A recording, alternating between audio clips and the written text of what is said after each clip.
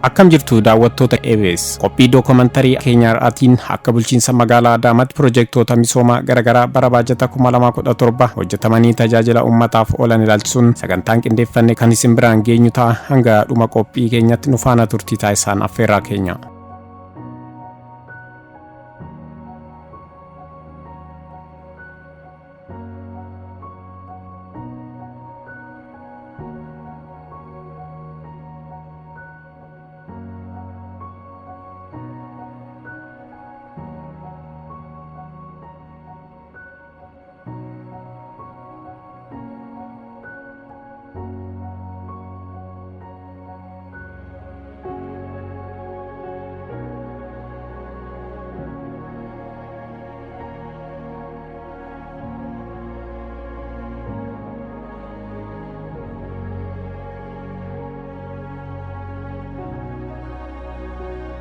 Magaalli Adaamaa Angaatu Sulula Qiinxamaa gaarreen marfamtee argamtuu fi dhiyeenya magaalaa Finfinneetti dhiyaachuun carraa hawaas dinagdee magaalichaa guddisuu keessatti shoora olaanaa gumaacha. Magaalli Adaamaa carraa bara 2016 riijiyoopooliitti guddachuu walqabatee bulchiinsi magaalichaa bara 2017 hirmaannaa uummataa fi bajata mootummaatiin qarshii biliyoona hedduu baasuun piroojeektoota bu'uuraalee misoomaa garaagaraa ijaaruun tajaajila hawaasaatiif oolchuuf eebbaaf qophii ta'uu ragaan bulchiinsa magaalichaa irraa arganne ni mul'isa. Qonna magaalatti babal'isuuf bulchiinsi magaalichaa xiyyeeffannaa inisheetivoota misooma qonnaa kanneen akka furdisa loonii, aannanii, gaagura dammaa kanniisaa, booyyee, kuduraaf muduraa fi kanneen biroo irratti hojjechuun milkaa'aa jiraachuu ragaan arganne ni mul'isa.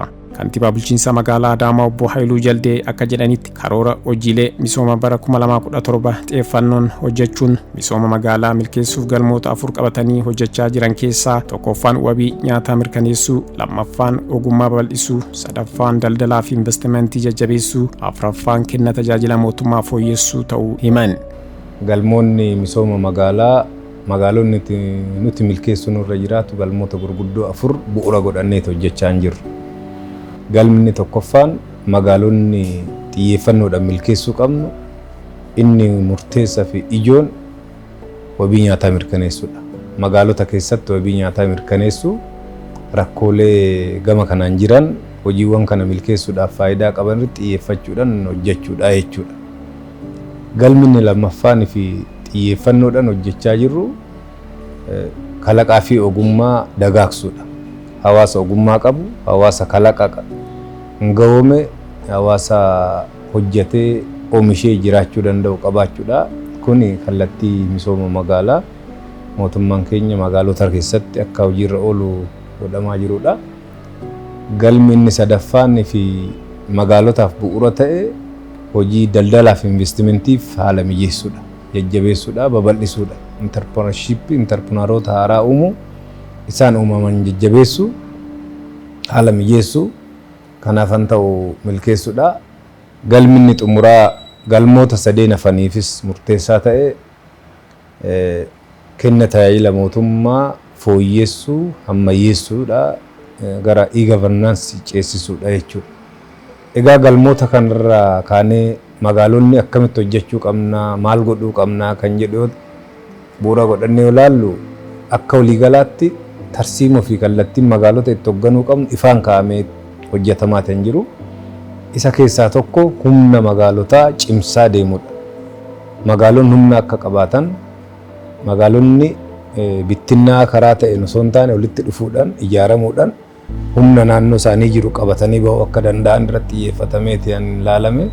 Bu'uura kanaan Adaamaanis bal'ina duraan qabduu fi poteenshaalota duraan qabdu caalman dabaluudhaan gara caaseffamni isaas akka fooyya'u ta'ee jira.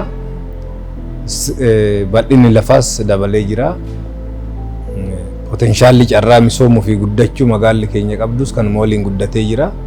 Yaadni kun galmoota kana bu'uuraan guddisuuf hawaasa naannoo magaalaa jiruu fi magaala keessa jiru qabatee wal qabatee akka bogochuuf yaadamni magaalaa guddisuu yaadama eda'amuu irraa kan maddeen humna jiru walitti eda'uu, walitti cimsuudhaan rakkoo galmoota amma jenne milkeessuu irratti xiyyeeffannee hojjechaa kan jirru ta'uu isaatii jechuudha. Magaalli Adaamaa carraa guddachuu qabdutti fayyadamuun pilaaniin hoogganamuun rakkoolee madda komii ta'an madda carraatti jijjiiruun kenna tajaajila wiirtuu gaaddisa odaa lafa qabsiisuu alseerummaa jiru maqsuu humnoota waloo qaban cimsuun yaadama ismaart Adaamaa milkeessuu danda'an irratti xiyyeeffatanii hojjechaa jiraachuu ibsan. Galmoota duratti kaase milkeessuuf erga walitti dhufneen booda magaalli Adaamaa maal qabdi maal hin qabduudha. Erga edaamne immoo magaala Awaash maaltu isaan qataa maal qabaa maal guutuu qabna, magaala Wanjii maal qabdi maal dabaluu qabna, walitti yoo dhufu immoo akkam ta'uu qabaan jedhu kana pilaaniidhaan yaan jijjiirre. Pilaanii fooyya'aa structural pilaanii fooyya'aa fedhii misoomaa uummanni keenya qabu fuulduratti harkaaffachiisuu danda'u, qabeenya uumamaa qabnu caalman misoomsuuf karaa banuu danda'u, eessatti yoo maal hojjenne diinagdee magaalichaa si'eessuu dandeenya, eessatti akkamitti hojjenne gaafii duratti kaafne san galmoota misooma magaalaa duratti kaafne san hojjechuu dandeenya an jedhu bu'uura godhachuudhaan jechuudha. Kan adda ba'e magaala giddugala kanarraa qabee daangaa magaalaa qonnaan bulaa gara magaalaatti hasammatame dabalatee yaada keessa hojii galchee hojjechaa tan jirru. Haala kanaan kallattiiwwan akka waliigalaatti hojjetamaa jiraniin hojiiwwan amma kaafne kan hunda milkeessuuf galmoota arfan milkeessuuf bu'uuraaleen misoomaa murteessaadha jechuudha. Qonnaan bultoonni kutaa magaalaa Dambalaa Aanaa Wanjii akka jedhanitti bulchiinsi magaalichaa loon aannan keessatti horsiisan sheedii dabarsee isaaniif kennuun oomisha aannanii irratti xiyyeeffatanii hojjechuu fi namoota biroof sadarkaa muuxannoo qaban qooduu danda'anitti hawwii guddaa qabaachuu himan. Homaa akkasumatti loonumatti irra oolaa kanaan dura irrattis yaalamee ture, abbootii qabeenyaatiin maal kennamee irratti akka hojjetamu yaalamee ture. Hojii sun galma geenye lafti kun akkasumatti ture urufa keessa loontu gubbaarra oola. Har'a immoo mootummaan keenya galatoomu inisheetifii kana nu dhaabee asitti nu ijaaranii qotee bulaa keenya gandarraan nu gurmeechanii asitti mana kana fakkaatu kana nu ijaaramee horii keenya horii fooyya'aa loon fooyya'aa asirratti galfannee ofiillee fayyadamnee magaalaa keenya aanaa keenyallee akka galaana aannanii uumnee raawwannee ta'u misooma guddaa ofiillee jijjiirree biyya teenyallee jijjiirru mootummaan keenya nu ijaaree yaa galatoomu gammachuu guddaatu natti dhagahamaan jedha akka kiyyatti. Kuni amma namoota kanaan dura karaa kanaan horii horsiisuudhaaf haamlee hin qabne hundumaayyuu haamleetti kenna jedhee ni yaada. Maaliif manni kun amma mana horiitiin fakkaatu mana nama qabeenya qabuuf kan fakkaatudha malee kun horii kan itti galuuf fakkaatu. Kanaafuu horiin amma as keessatti horsiisnee bishaanis dhiyaatee ibsaanis dhiyaatee as keessatti horsiisuun waan guddaa fida jedheen nan yaada. Kana booda immoo kana caalaa namni kanaan dura haamlee hin qabnellee nurraa ilaalee haamlee qabaachuu akka danda'u hawwii baay'een qaba.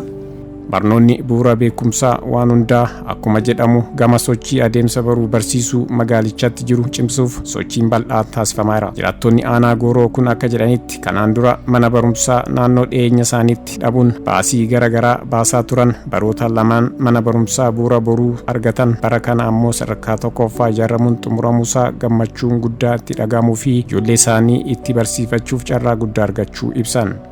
Duraan ijoolleen teenya gadaa qoxorolatti faa deemanii akkas karaa Wanji Mazooriyaa faa naannoo san sadarkaan tokkoffaa jira. Akkasitti rakkachaa turre jechuudha duraan ilmaan barsiifachuudhaaf bakka fagoo baajaaji sadii faa yaabbatan akkas dararamaa turre jechuudha duraan. Amma galanni kan rabbiiti asitti kunoo manni oolmaa daa'immanii abdii baruu waan nu ijaaramee asitti ilmaan barsiifannaa jirra. Kunillee yoo rabbi jee amata fuulduraaf yoo kanuuf eegalu ta'e akkaan gammachuu guddaatti qabna. Bu'uurri boruu manni barumsaa asirra nu ijaaramuuf gammachuu guddaatu nutti dhagahame.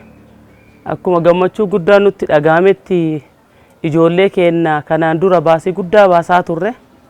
Baasii san qannafachuuf ijoollee keenya asirratti barumsa kana bara 2016 jammare manni barumsaa kun bu'uura boru achitti mana barumsaa hin galfanne baasii guddaan nurraa qannafa yaaddoo guddaan nurraa qannafame yaani sun tokko maal yoo jette daa'imni tokko karaan kun karaa guddaa hammaataadha karaa konkolaataan hammeen irraa fiigu achi baasuuf as deebisuun yaadan nurraa qannafame baasiin taaksii yookiin baajaajii nurraa qannafame bakka baasiin adda addaa nurraa qannafame bu'uurri boruu akkuma banameen akkuma ijoolleen teenya galteen haala gaariin haala bareedaan hoggansi mana barumsa kanaallee akkuma haala ol fakkaatuutiin ijoollee teenya ofitti nuu qabee bobaa jalan nuu qabatee kan irraa dhiquu irraa nuu dhiqee kan nyaachisuu irraa nuu nyaachisee haala bareedaan nuu kunuunsee bara 2016 irraa haga bara 2017 kan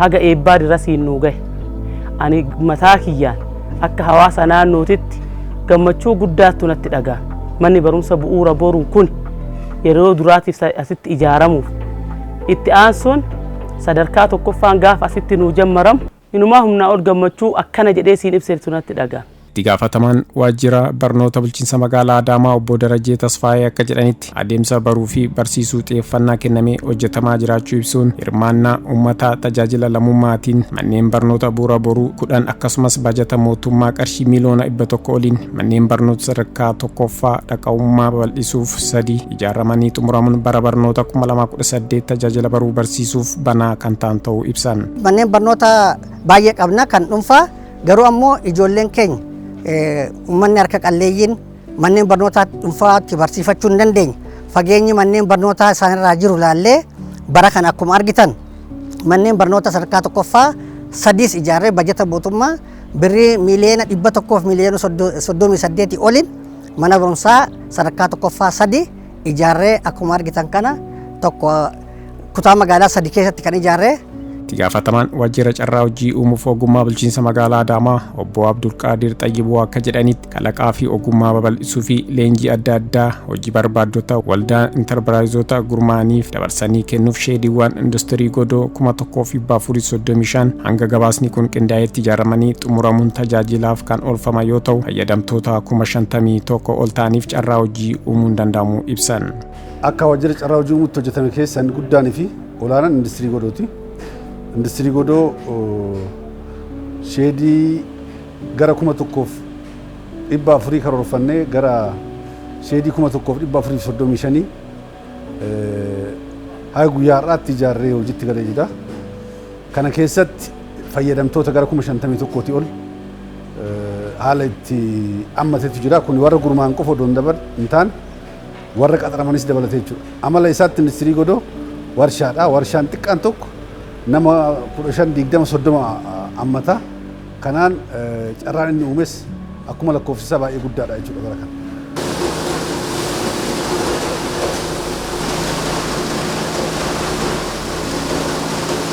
Kana malees jedhan obbo Abdul Qaadir oomisha kanaan dura biyya alaatii galaa ture biyya keessatti oomishuun tajaajila hawaasaatiif oolaa jiraachuu fi waldaalee kilaastara ijaarsa industirii godootiif qarshii miliyoona 200 maashiliiziif qarshii miliyoona 60 akkasumas tiraansfoormariif qarshii miliyoona 2 ol deeggarsi bulchiinsi magaalichaa taasifamuu ibsan. Magaalli keenya hojii kana keessatti akka bulchiinsa magaalaatti gaheen taphatame baay'ee guddaadha. Sheedii 1,435 ijaarame kanaaf lafa hektaara 63tu kenname. Hektaara 63 jechuun hektaarri tokko kaaree meetira 10,000 kanaan baay'isuun hin danda'amu. Lafa baay'ee guddaadha. Gatii lafti magaalaa Adaamaa har'a gabaa irratti qabdu yoo ilaalte laftummaan kenname kun magaalichaaf riisoorsii guddaadha. Garuu oomisha keessatti gaheen sheediin qabdu misooma keessatti ikonoomii keessatti gaheen sheediin qabdu baay'ee guddaa waan ta'eef bulchiinsi magaalaa murtee kana fudhatee gara kuteenyaan hojii kana raawwate jechuudha. Kana qofaa miti. Bu'uuraalee misoomaa galchuu keessatti gahee bal'aatti taphatame. Amma iddoo oomishaa jiru kanatti tiraansfoormariin irra kan dhaabate kun qarshii miliyoona 2 kan gale bulchiinsa magaalaatiin kan kafalee galche. Badhaadhina namaatiin warri sheedii ijaaratan jiru baay'een isaanii. Kana qofaa miti magaalli immoo kilaastara industirii godoo gara qarshii miliyoona 200 ol baasii godhee ijaaree jira. Kanas bu'uuraalee misoomaa guutee jira. Kana qofaa miti dargaggoota harki isaanii qalleeyyii ta'an homaa parsantii 20 qusatanii maashiliizii irraa fudhachuu hin dandeenyeef qusannaa maashiliiziitiif miliyoona 65 qabeet magaalli keenya maashiliizii dargaggoota gurmeessinee galchaaf jirra jechuudha. Gara kanaan gara kuteenyi magaalli keenya bulchiinsi magaala keenya kabajamoo kantiibaan qaban baay'ee olaanaadha jedhamee ibsamuu danda'a jechuudha.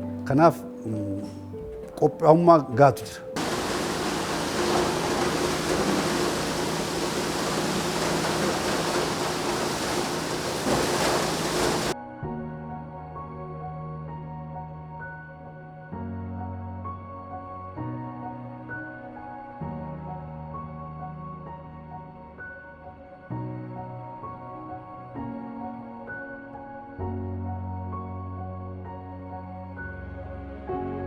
Miseensonni waldaa dhuunfaa oomisha zayitaa nyaataa Bosat gurmaanii hojjechaa jiran akka jedhanitti baay'ina waldaa miseensa 7 qabaniin zayita nyaataa Nugii fi Talbaa guyyaatti leetira 5,000 hanga 6,000tti oomishuun hawaasaaf dhiyeessuun yeroo ammaa bu'aa kaapitaala miliyoona 35 irra ga'uun gara investimentiitti ce'uu himan.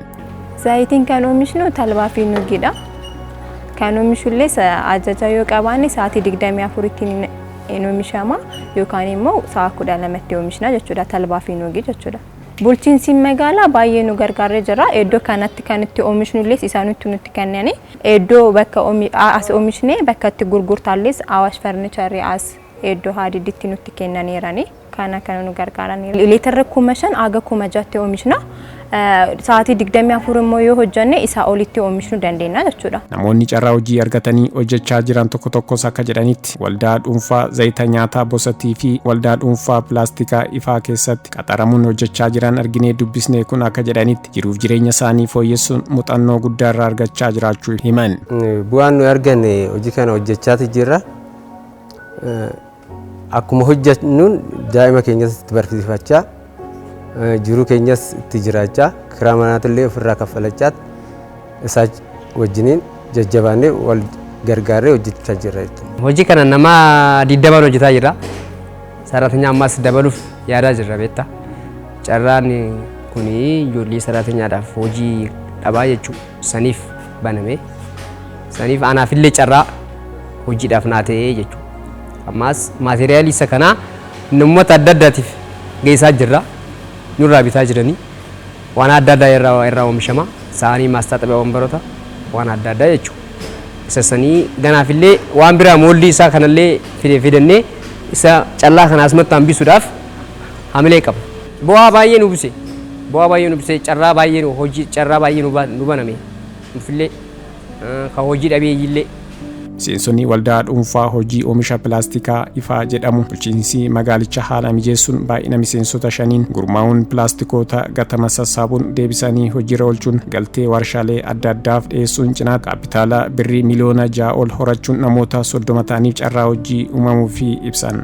Itti aanaa itti gaafatamaa waajjira fayyaa magaalaa Adaamaa obbo Xaasoo Daamtoo akka jedhanitti akka magaalichaatti buufataalee fayyaa 13 jiran sadarkaa isaanii guddisuun hanqinaalee jiran furuuf buufataalee fayyaa babal'isuun sadarkaa isaa eeggatan bilookii dabalataa ijaaramanii xumuraman tajaajila baqaqsanii yaaluu hawaasattiif oolchuuf faayidaan isaan kennan olaanaa ta'uu himan. Piroojeektiin amma guyyaa 30 ji'a 2017 eebbifamuudhaaf deemu kun buufataalee fayyaa qabnu keessaa tajaajila isaa babal'isuudhaaf sadarkaa isaa guddisuudhaaf piroojeektii ijaaramee yeroo ammaa kana xumurarra gahee eebbaa fi deemaa kan jirudha. Kunis yaa'u buufata fayyaatti dura kan ture tajaajiloonni sadarkaa buufata fayyaatti kennaman idileedhaan kanaan dura kennamaa turan yeroo ammaa kana isan upgrade gochuudhaaf gara sadarkaa isaa guddisuudhaaf hospitaalichi kun kan asitti dhaabbate. Kanaaf tajaajiloota kanaan dura kennaman irratti dabalataadhaan keessattuu tajaajila baqaqsanii yaaluu bilookiin dabalataa kun bajata magaalaatiin bara 2015 irraa jalqabee ijaaramee amma tajaajilaaf kan banaa ta'uudhaaf deematiin kan jiru. Egaa kun tokkoffaa faayidaan isaa hospitaalli kun yookiin babal'ifannaan buufata fayyaa kun buufata fayyaa biiftuu jedhama. As keessatti bilookii dabalataa tajaajila baqaqsanii yaaluudhaaf banuun kun faayidaan inni qabu tokkoffaa hawaasa naannoo kana jiran keessattuu hospitaalli guddaan specialized ta'e hospitaala tokko qabdi magaalaan Adaamaa. Hospitaala specialized Adaamaa kan jennuuni san yaa'u loodii achitti jiru maamila achitti yeroo ammaa kana rakkachaa jiran asitti loodii jiru hir'isuudhaaf dabalataan hospitaala sadarkaa jalqabaa yookiin piraayimari hospitaal kan jedhamu asitti kan baname. Kanaaf tajaajiloonni asitti jalqabuudhaaf yeroodhaan booda deemaa jiran tajaajila baqaqsanii yaaluu dabalatee bilookiin dabalataa kun kan asitti ijaarame. Gaafa kun tajaajila jalqabe uummanni naannoo kana atleast fala kun furmaata hin argata jenneeti kan yaannu. Maaliif hospitaala Adaamaa yeroo kaasne yeroo ammaa kana tajaajila gurguddoo akka biyyaatti akka naannootti kennaa jirudha. Kunis yoo xiqqaate godinaalee Shawaabaa, Arsii, Harargee akkasumas akka biyyaatti even naannoo Amaaraa irraa illee dhufanii tajaajila asitti kan argatan naannoo Sumaalee dabalate atleast loodiin jiru baay'ee guddaa waan ta'eef loodii saniin hir'isaa yookiin immoo tajaajilamaadhaaf furmaata ni ta'a jennee kan yaadnu jechaadha. Daayireektara buufata fayyaa Biiftuu obbo Biqilaa Shibbiruu akka jedhanitti buufanni fayyaa Biiftuu erga hundaa'ee turus tajaajila uummata aanaa 3 namoota 100 oliif kennuun dhiphina kutaa irraan kan ka'e dhukkubsattoota yaaluuf rakkoo ta'aa ture. Bara kana kutaan dabalataa ijaaramuun rakkina jiru ni fura jedhan. Uummanni asitti tajaajila kana argatu baay'ee bal'ata. Kanarraa ka'ee to'i yeroo baay'ee ummatichi as keessatti sarbiitiin argatee too deemu gahaa miti. Dhiphina kutaarraa ka'e jechuudha. Kanaaf hospitaalli kun amma ijaaramuun isaa rakkoo yeroo dheeraa jechuudha. Maamilli keenya dhufeetu asitti dhiphina kutaarraan kan ka'e tajaajila gahaa fi qulqulluu ta'e nurraa dhabuurraan kan ka'e amma hospitaalli kun rakkoo kana nuuf furaa jechuudha. Maaliif akkuma nama kaasee aanaa sadiitti asitti tajaajila kana argataa jira jechuudha. Uummanni isaa kanumti aanaa buufanni fayyaa kun kachimantii buufata fayyaa kana jiru aanaa lama jira. Yoo xiqqaate uummata 100 oli jira waan ta'eef buufanni fayyaa hospitaalli kun ijaaramuun isaa uummata naannoo kanaatiif carraa guddaadha. Tajaajilamtoonni buufata fayyaa Biiftuutti yoo tajaajilaman arginee dubbisne akka jedhanitti kanaan dura buufata kana keessatti haala gaariin tajaajilamaa turuu ibsuun yeroo ammaa da'umsaaf kutaa ciisichaa hanqinni jiraatus kutaan dabalataa ijaaramuun gara hospitaalatti guddachuun gammachuu akka qabanii fi rakkina qaban akka furuuf ibsan. Tajaajila qabna asumatti tajaajilamaa ture. Daa'imas ni fida. Ammallee deemsummaa fi as jira. Garuu bakka cibsaniif kana hin qabu. Waa hundallee karaa alatti fayyadamna. Bakka itti cibsanii fi waan guddaa as keessa argachuu hin dandeenye malee tajaajila silaa kutaan amma kun amma kan jiru kun silaa dafee nu dhumuramee silaa sitti nutis ala ba'urra silaa asuman nu eegale mootummaan nu godhe silaa baay'ee bareedaa ture. Baay'ee rakkatu jirra amma tiraasan dees karaa kanas waa hundas dhiigas karaa kanas alatti hojjetatu jira. Kaalaa kunis amma dafee singa'uu warafaanis amma harootti achi qabattee geessaa iftaaniif boorutti siqaa xarama. Silaa tajaajilli keenya asumatti silaa ta'e bareedaa ture silaa. Tajaajilli isaanii bareedaadha. Magaalicha caalmaatti ammayyeessuuf deebisanii misoomsuun jiraattotaa fi keessummoota isheef mijooftuu gochuuf xiyyeeffannaan kennamee iddoo hundatti hojjetamaa jiraachuu obbo Haayiluun ibsan. Pirojektoonni bara kana erga eebbifamanii booda dafanii tajaajila keessa akka galan hordoffii barbaachisaa gochuun badhaadhina maatii milkeessuu, aadaa qusannaa hawaasaa cimsuu, iddoo balfiitti gatamu sadarkaasaa eeggate ijaaruun xumuruu, magariisummaa fi kanneen birootiin hojjetamaniin jijjiiramni guddaan dhufaa jiraachuu himan. Pirojektii baay'eedhaan hojjenne garuu lakkoofsa pirojektiiti ol yaadama akkamitiin pirojektii keenya hojjanna jennee olaallu dhimmoota gurguddoo qabnutu jira. Tokkoffaan pirojektiin nuti hojjannu sirna oomishaa keenya si'eessuu danda'udha. Qonna yoo ta'e akkaataa itti qonnaan bulaa fi warri qonna irratti bobba'e sirna kanaaf haala mijeessuu, dhiyeessii barbaachisu kanaaf guutuu, sirnichaaf haala mijeessuu, horsiisa loonii duraan bittinnaa'ee ture gara inisheetifiitti geeddaramee yaadamicha san babal'ifnee uummanni keenya loon maasirratti bobbaasan gara sheeditti galchee akka mijeessuu danda'uusaa waliigala sirna oomishaatiif haala mijeessuu danda'uun safartuu tokko jechuudha. Haala itti oomishni keenya saffisuuf haala kan mijeessu ta'uusaa bu'uura godhannee hojjetaa jirra. Inni biraa pirojektoonni bara kanas hojjannee eebbaaf qophaa'an bu'uura kan godhatan dhaloota egereef bu'uura ta'aa deemuusaa dhaloota fi namummaa irratti xiyyeeffachuuf dhiisuu isaan irratti xiyyeeffannee tan hojjenne bara kana pirojektoota hedduu bu'uura kanaan hojjenneerra. Manneen barnoota bu'uura boruu irratti, manneen barnootaa qabnu jajjabeessuu irratti, waan inni hanqatu guutuu irratti ilaallee tan hojjenne lafa iddoo dargaggoonni keenya paarkota misoomsuu irratti iddoo uummanni keenya walitti dhufee bashannanu itti wal argu mijeessu irratti yaadamoota immoo iddoo kanatti namni wal arge maal gochuu akka qabu an jajjabeessu irratti so piroojeektoonni hojjennu inni lammaffaa safartuun keenya akka waliigalaatti an hojjennu kunniin tokkoffaa dhaloota ittaanuuf galtee ta'uu danda'u jajjabeessuu danda'u lammaffaa har'uma immoo nama har'a jiruuf faayidaa kennuu isaanii irratti kan xiyyeeffannee hojjenneedha. Yaadama magaalomsuu lafa qabsiisuun buufataalee fayyaa mana murtii manneen barnootaa industirii godoo inisheetivoota misooma garaagaraa kanneen akka furdisa loonii horsiisa lukkuu killee aannanii booyyee kuduraa fi muduraa fi kanneen biroo hojjechuun bu'aa qabeessa ta'aa jiraachuu ibsan. Magaalomsuu yaadama magaalomsuu bu'uura godhatanii yaadota dhufan lafaan ga'uuf akka gargaaranitti hojjetaa jirra. Hawwatummaanis asuma keessatti ilaalamaa kan deemu ta'a jechuudha. Magaala hawwattu, magaala miidhagduu, magaala qulqulluu gochuufis akka piroojeektiitti qabamee guyyaa guyyaan hojjetamaa jira. Bu'uura kana godhannee ilaallu uwwisni piroojeektii keenya bal'ina Adaamaa kana hawwateera jechuudha. Uummanni iddoo oomisha isaa si'eessuuf riqicha isa barbaachisutti riqichaalee hedduu hojjenneerra. Iddoo manni barnootaa barbaachisutti mana barnootaa hojjenneerra. Buufataalee fayyaafis xiyyeeffannoo waan qabnuuf hojjenneerra. Kenna tajaajila mootummaatiif mana murtii qaama sadaffaa mootummaatiif qaama raawwachiisaaf gamoo kana bara darbe xumurreerra. Bara kana immoo ittaansine mana murtiitiif gamoo fooyya'aa ijaarree jirra. Haaluma isaan aanaaleen keenya giddugala uummataa akka ta'an wanni jalqabne jira. Kan bara darbe eebbifne jira. Kan barana eebbifnu jira. Haaluma kanaan ilaalaa jirrudha. Inni biraa oomisha dabaluudhaaf inisheetivoota hedduu hojjenneerra. Inisheetifoonni misooma qonnaa, horsiisa aannanii, furdisa irratti, misooma qurxummii, booyyee hedduu isaanii karaa karoorfanneen karoora olitti raawwachuu dandeenyeerra. Jiraattonni magaalaa Adaamaa akka jedhanitti magaalli Adaamaa guddina ariifachiisaa irratti kan argamtu tajaajila bu'uuraalee misoomaa hawaasa fayyadan inisheetivoota misooma garaagaraa daandii misooma kooriidarii giddugala paarkilee bashannanaa manneen barnootaa tajaajila iddoo tokkoo fi kanneen biroo irraa fayyadamaa ta'aa jiraachuu ibsuun guddina ishee kana itti fufsiisuuf hirmaannaa jiraattota magaalichaa cimuu akka qabu himan. Adaamaa waggaa dheeraadhaaf keessa jiraadhee jira.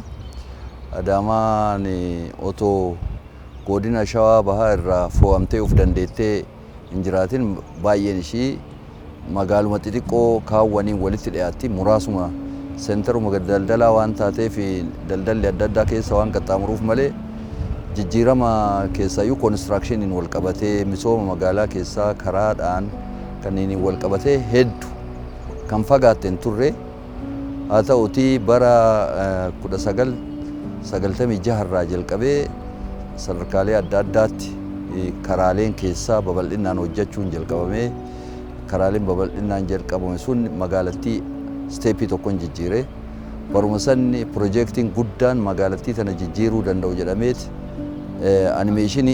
animeeshiniin isaa akka magaalaatti televezyiiniidhaan dispilee ta'ee ture yeroo san magaalattiin as geetti jennee tilmaamnee hin jirru amma immoo dinqisiifannaan nu goone maali yoo sanii almost waggaa dhibbatti illee as geennaayyuu kan jedhaa turre ammaa sana directly animation yoo san argaa turre argaa jirra jechuudha kan visualize godhaate. Jijjiirama baay'eetu jira. Gama structureaatiin magaalattiin hin qabdu turte waggaa lama asitti biirooleen adda addaa aanaaf haa ta'uu kutaa magaalaaf haa ta'uu magaalafillee haa ta'uu kan amma gamoo keessa jiru kana waan nama ajaa'ibsiisutu hojjetamaa jira. Hojjetamees tajaajila kennaa jiran yeroo ammaa kuni bu'aa guddaadha. Gama biraatiin sheediiwwan adda addaa ijaaramanii jiru. Sheediiwwan kunniin amma aannan dhugaa irraa magaalaa Adaamaa keessatti kun hin turre. Investimentiin gruup investimentiin sun baay'ee babal'isee magaalaa Adaamaa keessatti aannan bakka hundatti argachaa jirta. Gama biraatiin killeen akkuma bakka barbaaddetti argachaa jirta.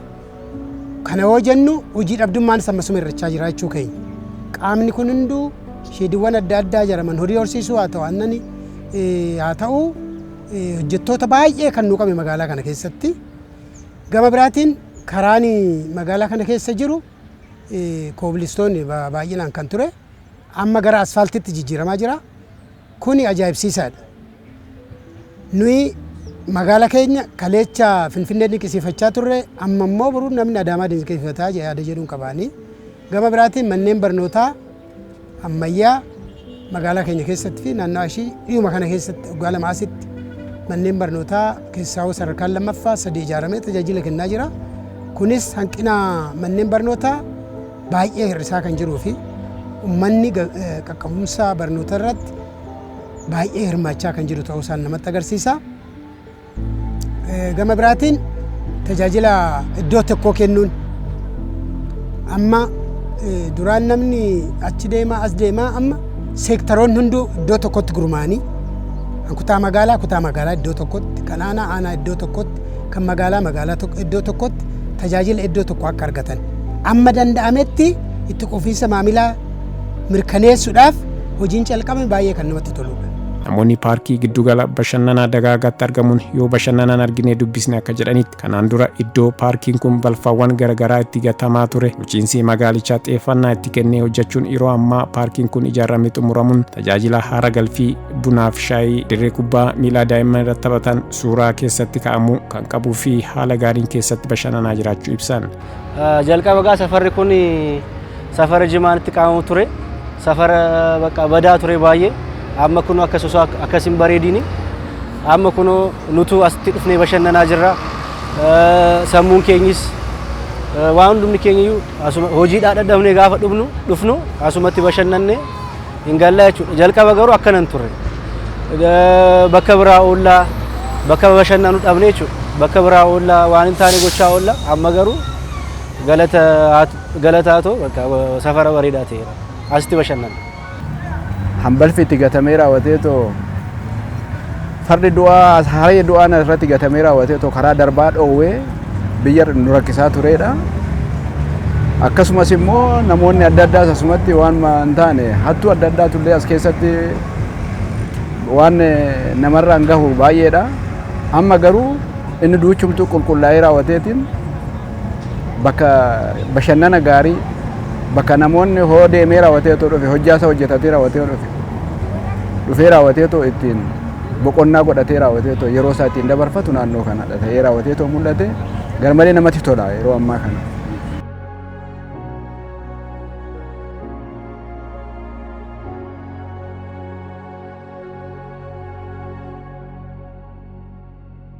Dargaggoonni carraa hojii uumameef keessaa Aadde Gannat Taaddasaa akka jettutti kanaan dura hojii dhabuun waan kiraa manaa ittiin kafalattu dhabuun rakkinaaf saaxilamuu ishee ibsuun yeroo ammaa paarkii bashannanaa kanatti qaxaramtee hojjechuun jireenyi koo jijjiiramee jira jette. Iddoo kanatti carraa hojii argadhe namoonni dhufanis hin bashannanu anis carraa hojii tan argadhe dura hojii baay'een qabuyyuu ammas dhufee hojjedhe galaa jira carraa hojii guddaa na uumechaadha. Haalli baay'ina namaa amma gaariidha. Namni durarra amma baay'achaa jira. Namni bashannana waan baay'ee dhiyeessina waan namootaaf barbaachisu waan ORraa jalqabne waan bishaan waan akkasii waan namni barbaadu waan baay'ee dhiyeessaa jirra. Fedhii namaati irratti hundoofneetoo na carraa guddaa qaba namoota bashannaniifis baay'ee gaariidha. Nus carraa hojii guddaatti arganne jechaadha. Itti aanaan kantiibaa bulchiinsa magaalaa Adaamaa fi itti gaafataman damee hawaasummaa obbo Nigaatuu Mootummaa akka jedhanitti marsaa tokkoffaan piroojeektoota misoomaa garaagaraa bajata mootummaa qarshii biliyoona 6.6 hojjetamanii xumuramuun tajaajila hawaasaatiif kan oolan ta'uu himan. Piroojeektoonni amma sinikaas piroojeektoota bajata mootummaati. Piroojeektoonni hirmaannaa uummataa piroojeektoota hedduudha. Isaan keessaa piroojeektoota naannoo 3,752 ol ta'u hirmaannaa ummataatiin hojjetamuu danda'aniira. So kanneen keessatti fayyaa irratti koominitii faarmaasii wajjin wal qabatu akkasumas immoo barnootaatti barnoota manneen barnootaa bu'uura boruu hirmaannaa ummataatiin manneen barnootaa 10 ol hojjetamaniira. Akkasumas immoo pileegiraawundii iddoowwan daa'imman itti taphatan akka magaalaatti aanota hundarrattuu kan hojjetamedha. Iddoo tursiisa daa'immanii kan hojjetaa fi mootummaadhaanis hawaasaa fi kan ummataatiin hojjetamanis naannoo 26 ol ta'an hojjetamaniira. Dabalataan inisheetivoota keessatti kaannanii akkasumas immoo kan qurxummii, kan booyyee, industirii goodoo wajjin wal qabatutti gaafa laallu pirojektoonni baajeta mootummaatiin hojjetaman pirojektoota 176 waliigalatti qarshii biliyoona 6.6 pirojektoonni immoo hirmaannaa ummataatiin hojjetaman pirojektoota 3,573 qarshii biliyoona 9.8 waliigalatti kan hojjetaman pirojektoonni immoo tajaajila lammummaatiin hojjetaman keessattuu manneen harka qalleeyyii ijaaruu wajjin wal qabatu pirojektoota 514 qarshii miliyoona 800 fi miliyoona 14 656 kan hojjetamanidha. Waliigalatti uwwisa pirojektoota keenya gaafa laallu pirojektii 4,263 qarshii biliyoona 17.2 ta'uun waliigalatti bara kana keessatti kan hojjetamedha. Isa kana baajeta mootummaa qofaanii miti kan hojjenne hawaasni keenya abbootiin qabeenyaa dhugaa dubbachuudhaaf hoggansi keenya sadarkaadhaan jiru hawaasa keenya hirmaachisee hojiin kun akka hojjetamu taasiseera. Hojiin kanaaf immootu ummata keenya baajeta mootummaa qofaanii miti kan biraan geenyu hirmaannaan hawaasni keenya sadarkaadhaan taasise olaanaadha waan ta'eef carraa kanaanis ummata magaalaa keenya abbootii qabeenyaa akkasumas immoo ummata magaalaa keenya sadarkaadhaan jiranii fi hoggansa magaalaa keenya kana qindeesse kabajamoo kantiibarraa kaasee hanga aanatiin bahutti maqaa bulchiinsa magaalaatiin akkasumas immoo maqaa qindeessaa pirojektiitiin galatoomaa ulfaadha. Barattaanus kanaa ol akka hojjennu abdii kan qabnudha. Carraa magaalichi qabutti fayyadamuun pilaanii caaseeffamaa waan hundaa hammateen akka hoogganamtuuf akkasumas qabeenya jirutti fayyadamuun bu'uuraalee misooma guuttachuu galii magaalichaa duuganii galchuu fi kanneen biroo irratti baroottan darban hojjetameen hawaasni ragaa ba'aa jiran. Pirojektoota hojjetamuun eebbaaf qophaa'an sirnichaa kan ceesisan hawaasa fayyadamoo kan taasisan bu'aa qabeessummaa isaanii olaanaa fi dhaloota dhufu akka tajaajilutti hojjechuun lafa misoomsuu yaadamoota kan jajjabeessan ta'uu akka qabanii fi guddina magaalichaaf shoora olaanaa kan gumaachan giddugala konfiraansii daldalaa fi turizimii kan jajjabeessan ta'ee hojjetamaa jiraachuu himan. Furdisaan marsaa 2-3 gabaatti baasan jiru kan ammas keessa jiran jiru galteen galeera. Aannan irrattis fooyyedha. Aannan irratti xiqqoo kan hojii barbaadu kilaastara mana tokko keessa sheedii tokko keessa sa'a 20 eegnaa iddoon guutuu ittiin taane jira. Isas tolereet goone humna qabaniin akka godhan bakki itti ilaalaa jiru jirra. Akka waliigalaatti wal duraa duuban qophii barbaachisu guutaa wal duraa duuban ijaarsa xumuraa adaduma ijaarsi xumureen galtee galchaa deemuun itti fufeera. Iddoo baay'eetti galeera jechuu dandeenya. Iddoo hafutti galtee bitachuu qopheeffachuu dhimmoota guutamuu qaban guutuu irratti ayyaalamu. Kana qofa osoo hin taane waajjiraaleen ijaarrus tajaajilatti akka ce'an manni murtii eebbifnus bariisaa tajaajilatti akka ce'u wantoonni marsaa kana eebbifnu hundinuu waliigala guyyaa kuuwwan tajaajila kennanii tajaajila jalqabsiifnee garuu immoo paakeejii kana keessatti sagantaa eebba kana keessatti kan qabaman jiru kuuwwan gidduu kana keessa gara opereeshinii hangalan jiru. Laandifiiliin eebbisnu fakkeenyaaf magaala Adaamaatiif qulqullina magaala Adaamaatiif iddoo olaanaa qaba.